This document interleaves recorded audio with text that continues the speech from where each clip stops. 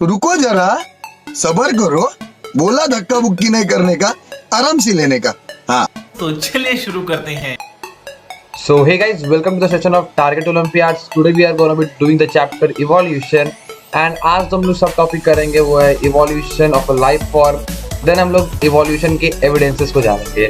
तो यार स्टार्ट करते हैं और स्टार्ट करने से पहले हम लोग बेसिकली जानते हैं Evolution में अब हम लोग को पढ़ना क्या है।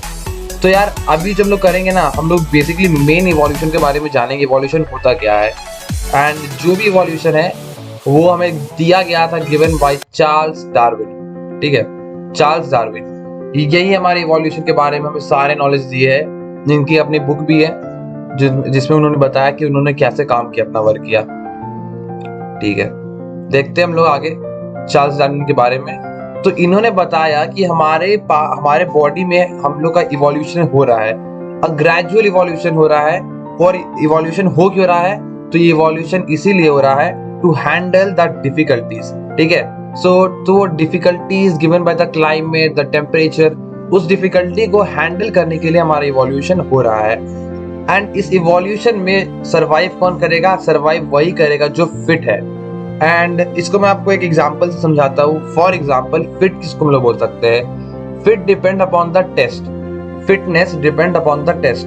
अगर टेस्ट जूडो कराटे का है तो ब्रूस ली फिट हुआ, अगर टेस्ट साइंस का है तो आइंस्टाइन फिट हुआ। तो हम ये नहीं बोल सकते कि कौन फिट है, तो जो फिट होगा वो डिसाइड किया जाएगा बाय नेचर। तो यहाँ पर हमारा एग्जामिनर कौन है? नेचर है। तो नेचर क्वेश्चन सेट करेगा, उस क्वेश्चन पेपर को जो एनालाइज करके पास कर पाएगा वही फिट होगा। यही थ्योरी हमें दिया गया बाय चार्ल्स डार्विन। तो अगर फॉर एग्जाम्पल अगर एग्जामिनेशन फाइटिंग का है, तो अगर आइंस्टाइन बैठे और ब्रूस ली बैठे तो एग्जामिनर बोलेगा कि Bruce Lee is the topper. समझ आ गया? तो fitness according to the nature होगा यहाँ पर। ठीक है, so in nature only the fitness will survive. तो ये नेचर है। ठीक है, आगे बात करते हैं। Selection is done by nature, वही हम लोग बात था। अगले टॉपिक में आते हैं। The next topic is Alfred Wallace. So यार एल्फ्रेड वॉलेंस ने भी यही काम किया। उन्होंने भी सेम बात ही बोला इवोल्यूशन के बारे में, और सेम बात बोला सेम टाइम में, इसीलिए हम लोग दोनों को इसमें पढ़ते हैं, चार्ल्स डार्विन को भी और एल्फ्रेड वॉलेंस को भी। एल्फ्रेड वॉलेंस ने अपना जो वर्क किया वो एक आइलैंड में था जिसका नाम था मार्शिपिलागो, और वो आइलैंड ये है। आगे बात करते हैं हम लोग अब एविडेंसेस ऑफ इवोल्यूशन। ठीक है, सो यार एविडेंसेस ऑफ इवोल्यूशन में हम लोग का सबसे पहला एविडेंस है द पैलेंटोलॉजिकल एविडेंसेस। ठीक है, पैलेंटोलॉजिकल एविडेंसेस ये क्या होता है? तो ये एविडेंसेस हमारा सिंपली फॉसिल्स क्या होता है आपको पता ही होगा। फॉसिल्स हम लोग देखते हैं, हम लोग को फॉसिल्स की डिस्कवरी होती है। फॉसिल्स से हम लोग ने अपने डायनासोर्स के बारे में नॉलेज लाया था। तो फॉसिल्स से हम लोग को ये पता चलता है कि इवोल्यूशन हुआ है from the early stage to now, मतलब अभी तक में इवोल्यूशन हुआ है। एंड फॉर एग्जांपल कि मान लो ये सॉइल का लेयर है, एंड सॉइल के लेयर में जो फॉसिल नीचे मिलेगा तो उसके हिसाब से कैलकुलेट किया जा सकता है उसका टाइम, मतलब वो सब्सटेंस, वो जो चीज है वो किस टाइम में इस अर्थ में मौजूद था। ठीक है, तो फॉसिल से हमें ये पता चलता है इवोल्यूशन के बारे में। ठीक है, कुछ ऐसा है। अब हम लोग बात करेंगे जियोलॉजिकल टाइम। अब ये क्या है जियोलॉजिकल टाइम? तो यार हमारे पूरे अर्थ की जो टाइम है हम लोग उसको तीन में डिवाइड किए हैं, that is eras, periods and the epochs. Eras, periods and the epochs. तो यार कोई भी चीज का इवोल्यूशन हो रहा है, हम लोग उसकी टाइम पीरियड निकाल रहे हो कब इवोल्यूशन हुआ उसका, तो उसको हम लोग तीन बेसिस में लिखते हैं, eras, period and epochs. And इसके बारे में आपको डिटेल में अगर जानना है तो ये जो इवोल्यूशन का लास्ट लेक्चर होगा ना, उसमें हम लोग इस तीनों के बारे में डिटेल में पढ़ेंगे जब हम लोग ह्यूमन इवोल्यूशन पढ़ेंगे। ठीक है, अब बात करते हैं होमोलॉजी की। होमोलॉजी क्या होता है? Homology is based on the, और आप एक बात मैं बताना चाहता हूँ कि जो अभी हम लोग पढ़ने वाले हैं होमोलॉजी, और उसके बाद हम लोग पढ़ेंगे अभी एनालॉजी। इससे बहुत क्वेश्चन आता है हर एग्जाम में, नीट में और एनएससीपी में, जिसमें फोकस करना, और ये बहुत इजी भी है। तो यार होमोलॉजी क्या होता है? होमोलॉजी भी एक तरीके का एविडेंस है फॉर द इवोल्यूशन। ये कहता है कि हमारे पास एक कॉमन एंसेस्टरी था। ठीक है, एंड वही कॉमन एंसेस्टरी इवोल्यूशन हुआ उसपे और वो डिफरेंट फॉर्म्स बन गया। एक कॉमन था, वो इवॉल्व करके डिफरेंट फॉर्म बना दिया। एंड आपको मैं ऐसा समझाऊंगा, लाइक अ डाइवर्जेंट इवोल्यूशन। होमोलॉजी को बोला जाता है एक डाइवर्जेंट इवोल्यूशन। मैं आपको एक बार समझा देता हूँ कि एक कॉमन एंसेस्टरी था एंड वो इवॉल्व कर करके डिफरेंट पार्ट्स बनाया अपना, डिफरेंट टाइप्स, एंड यही डिफरेंट टाइप्स आपका इवोल्यूशन में बताता है, इवोल्यूशन का एविडेंस देता है। तो इसी को बोलते हैं होमोलॉजी को द डाइवर्जेंट इवोल्यूशन और द एडेप्टिव रेडिएशन। सो देख सकते हैं कि हम लोग का ह्यूमन का लेग, ह्यूमन का हाथ, डॉग का लेग, पक्षी का, व्हेल का, तो इससे क्या दिखता है, ये सबका फंक्शन अलग है। देखो ये सब आपको लग रहा होगा देखिए कि एक ही टाइप का है, दिखने में एक टाइप का है, दिखने में सब एक टाइप का है, बट सबका फंक्शन डिफरेंट है।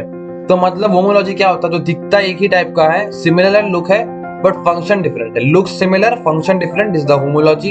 एंड ये भी एक एविडेंसेस ऑफ इवोल्यूशन है।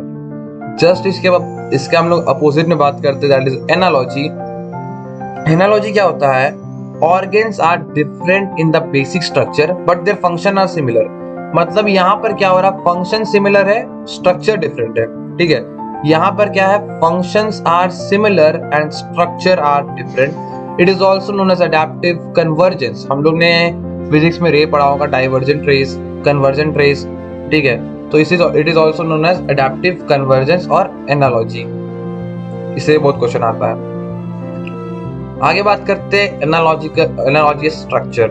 एनालॉजी स्ट्रक्चर आप देख सकते हो, बर्ड का विंग्स, इंसेक्ट का विंग्स, बैट का विंग्स, ये तीनों की आप स्ट्रक्चर देखो, ये तीनों का स्ट्रक्चर देखो, ये है बर्ड का, ये इंसेक्ट का, ये बैट का, ये तीनों डिफरेंट है, ये तीनों का स्ट्रक्चर डिफरेंट है बट ये तीनों का फंक्शन सेम है। ये भी एक तरह का एविडेंस है फॉर इवोल्यूशन एंड इससे बहुत क्वेश्चन आता है।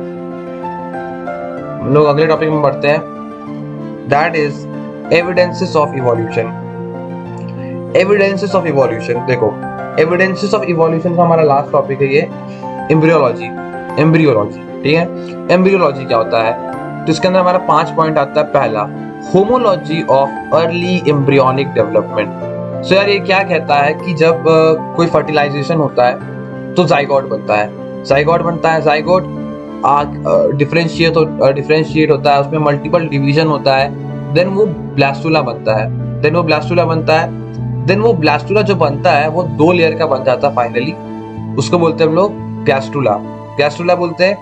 उसमें जो अपर लेयर होता है वो फ्यूचर एक्टोडर्म बनता है एंड जो इनर लेयर होता है वो फ्यूचर एंडोडर्म बनता है।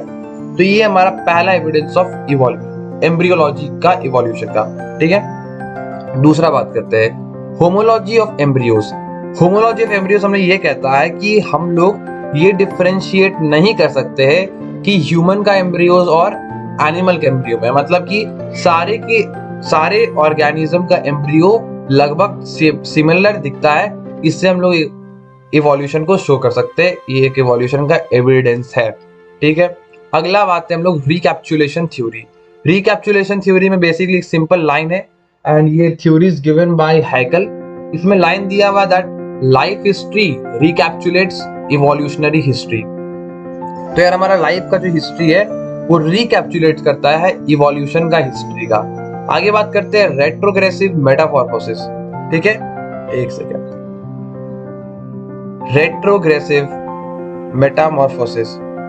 तो ये रेट्रोग्रेसिव मेटामॉर्फोसिस क्या कहता है, ये सिंपली यही कहता है कि tadpole loses its nervous cord after metamorphosis. ठीक है, टैडपोल अपना नर्वस कॉर्ड या नोटोकॉर्ड लिखा था मुझे यहाँ पर बेसिकली, तो टैडपोल अपना नोटोकॉर्ड रिमूव कर देता है, लूज कर देता है आफ्टर मेटामॉर्फोसिस। तो ये भी एक तरह का एविडेंस है ऑफ एम्ब्रियोलॉजिकल इवोल्यूशन। ठीक है, that is retrogressive Metamorphosis. Metamorphosis क्या होता है, मेटामॉर्फोसिस क्या होता है कि जब टैडपोल अपने एम्ब्रियो बोलती अपना नोटोकॉर्ड लूज करता है एंड वो फाइनली एक डिफरेंट वे में आ जाता है आफ्टर एडल्टहुड। तो यही होता है मेटामॉर्फोसिस, जो कि आप लोगों ने पहले पढ़ा होगा। सो यही है हमारा retrogressive metamorphosis. The next topic is neoteny. Neoteny क्या होता है, the retention of early embryonic stage in the adulthood. मतलब ये जस्ट अपोजिट है ऑफ रेट्रोग्रेसिव मेटामॉर्फोसिस। दैट न्यूटन ही कहता है कि ये जो इवोल्यूशन हो रहा है, मतलब ये जो आदमी, ये जो एनिमल कर रहा है अपना नर्वस, अपना नोटोकॉर्ड लूज कर रहा है, वो लूज नहीं करेगा। मतलब कि वो अपना एम्ब्रियोनिक स्टेज को ही शो करेगा इन the adult body also, that is muted. मतलब वो अपना नोटोकॉर्ड लूज नहीं करेगा एंड जैसा वो था अपने एम्ब्रियोनिक स्टेज में, लगभग वैसा ही वो रहेगा in the adult body, that is muted. आगे बात करते हैं and I think it's over. Thank you, video को लाइक करना एंड चैनल को सब्सक्राइब। Till then bye.